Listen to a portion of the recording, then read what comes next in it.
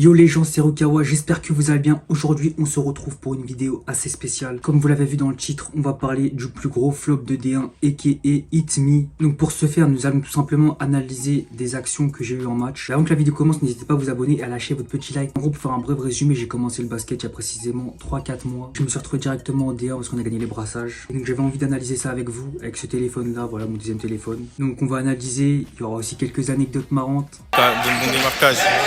Ouais, je suis un malade. Oh, Ça, vraiment, de mon démarquage. Ouais, je suis un malade.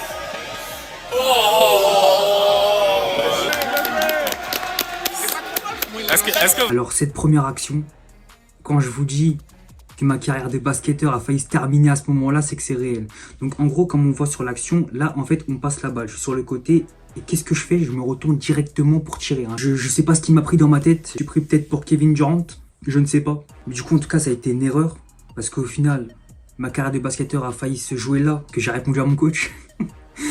Vous allez voir dans cette vidéo, la relation avec mon coach, elle est spéciale quand même. Donc quand je tire, mon coach, il me crie dessus. Il me dit, refais ça, je te sors. Comme ça, il me crie dessus, refais ça, je te sors. Plus jamais tu fais ça. Au final, le tir, il a été raté. Mais ça a rebondi sur l'arceau et mon coéquipier met le panier. Donc après moi, avec un signe de la main, je lui fais comme ça, genre à la Ronaldo comme ça.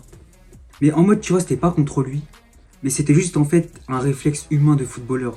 Parce que moi au foot, j'étais un malade mental. Quand je vous dis j'étais trop arrogant, c'est que c'est réel. Donc je sais pas ce qu'il m'a pris à ce moment-là. Je lui fais comme ça, je la comme ça. Comme ça, Zarma, on a marqué. Il m'a regardé. Et quand je vous dis, heureusement, j'ai eu la maturité de lui dire non, je m'excuse, pardon. La tête est à 2 secondes près, je veux plus de l'année. Comme je vous dis, c'est un caractère que malheureusement, c'est pas ma faute. Je ne contrôle pas cela, c'est instinctif, je suis un compétiteur. Mais c'est vrai que j'ai beaucoup de regrets parce que il avait raison, j'ai fait n'importe quoi. Je sais pas ce qui m'a pris de tenter un 3 points. En me retournant comme ça, je me suis pris pour Stephen Curry, même lui, il n'aurait pas osé. Ensuite, deuxième action, nous avons ma passe décisive. Une passe décisive vraiment très technique. c'est possible ça? Oh, Rukawa, allez. Non, c'est bien joué, c'est bien joué. Voilà. Du sens où je l'ai bien mis au bon moment, parce que faut avoir le timing. Au final, est-ce que ça compte comme une passe décisive? Pour moi, oui. Parce que pour moi, le principe d'une passe décisive, c'est que le dernier destinataire de la passe avant le panier, ou le but, ou je ne sais pas quoi, bah, il est passeur décisif. La passe, elle est décisive pour le match, elle est décisive pour le point. Donc pour moi, c'est décisif. Après, attention, c'était vraiment chaud d'avoir le bon timing, j'ai dû calculer, etc. C'était atroce. Au final, c'est passé. Mon coéquipier a fait le taf, c'est incroyable, merci à lui. Malheureusement, pour les gens qui ne me connaissent pas, dites-vous que sur les réseaux, sur TikTok, etc., je reçois la pression d'un mec de NBA. Genre, je vous jure que c'est vrai. Genre, après, attention, c'est les réseaux, c'est comme ça. Je suis maintenant une personnalité publique. C'est un peu logique en soi. Mais c'est vrai que c'est chiant parce que parfois, des gens oublient que j'ai commencé le basket il y a 3-4 mois, tu vois. Et forcément, bah, c'est vexant parce qu'ils me demandent de faire des choses que je ne sais pas faire. Donc, c'est vrai que c'est chiant. Par exemple, j'ai pas mis de points en D1. Tu verras un débutant normal dans un autre club ne pas mettre de points en D1. Après 3 mois de basket, crois-moi, ils vont rien dire, tu vois. Ils vont dire c'est normal. Mais moi, comme je suis Rukawa, bah forcément j'ai pris tarif sur les réseaux, on va pas se mentir. Les gens étaient déçus. Ensuite nous allons passer à cette action.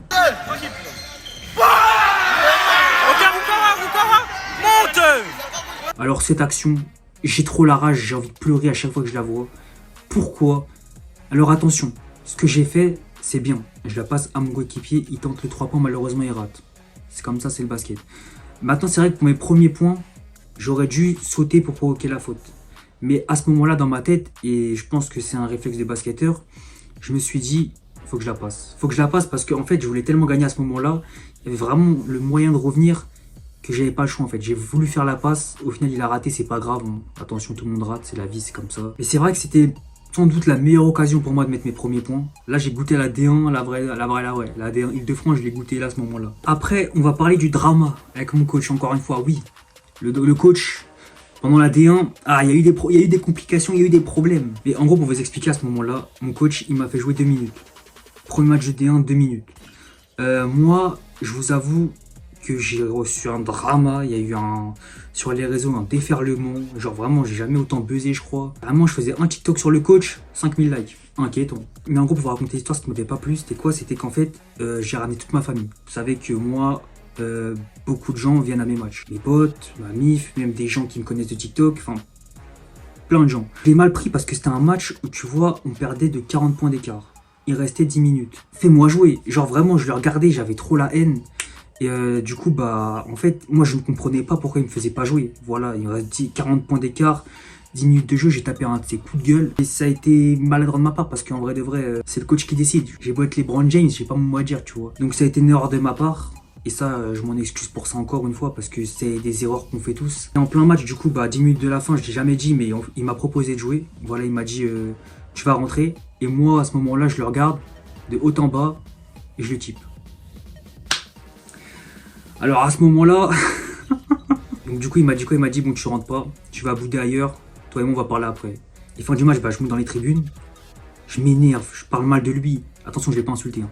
Mais je parle vraiment mal de lui, j'exprime ma haine, je remonte déçu, les gens sur le live déçus de moi. J'ai eu un buzz monumental pendant 2 semaines par rapport à cette vidéo. Et ce qui est le plus drôle, et je m'en veux pour ça, ça a été une grosse erreur. C'était une grosse erreur parce que mon coach, ce genre, il est vraiment trop gentil. J'ai un caractère qui fait que je suis trop détestable. Je sanguin, peut-être le sang algérien en vrai de vrai, j'en sais rien. Et là, à ce moment-là, il m'avait brisé le cœur. Genre, je vous jure, j'étais vraiment déçu. Figurez-vous que le lendemain, après les vidéos, après la sauce, on avait un deuxième match reporté. Le lendemain. Genre, le match qu'on a joué là. Coup de gueule, il était dimanche. Lundi, on avait un match. Donc du coup, bah, il me reconvoque. Du coup, bah, on parle. Genre, avant le match, on parlait, etc. Il fait comme si de rien n'était. Et après, je sors le banc avec lui. Il me parle, voilà, il me dit, il me dit comme c'est me regarde dans les yeux, il me fait, tu veux jouer? Pas de problème. Viens à tous les entraînements, donne-toi à fond et tu joueras. Ce match-là, il m'a fait jouer 20 minutes quand même. Je me suis dit, mais wesh, mais j'ai un coach exceptionnel en fait. Mais n'importe quel coach, il m'aurait tège. Que je sois Rukawa, que je sois LeBron James, que je sois je sais pas qui. Mais jamais de la vie me garde dans son équipe. Lui, bah, il a su comprendre ma frustration et je le remercie pour ça. Maintenant, c'est beaucoup de regrets, attention, je m'en excuse. Vraiment maladroit de ma part, ça je le sais. Tout est bien qui finit bien parce qu'au final, je fais des vidéos avec mon coach. Voilà, on a fait un 1v1, etc. Ça a plutôt bien marché. Il m'aide énormément à l'entraînement. C'est sûrement le mec qui l'aide le plus à l'entraînement. Il prend énormément de temps pour moi. Carrément, il m'a fait commencer dans le 5 majeur avant ma blessure. Donc vraiment, je m'excuse pour tout. J'espère qu'en tout cas, on réalisera de grandes choses dans cette deuxième partie de saison. Quand je reviendrai, j'espère que match par match, on fera des miracles. Voilà, on gagnera des matchs de fou. On grimpera en Coupe du Val d'Oise comme on n'a jamais grimpé.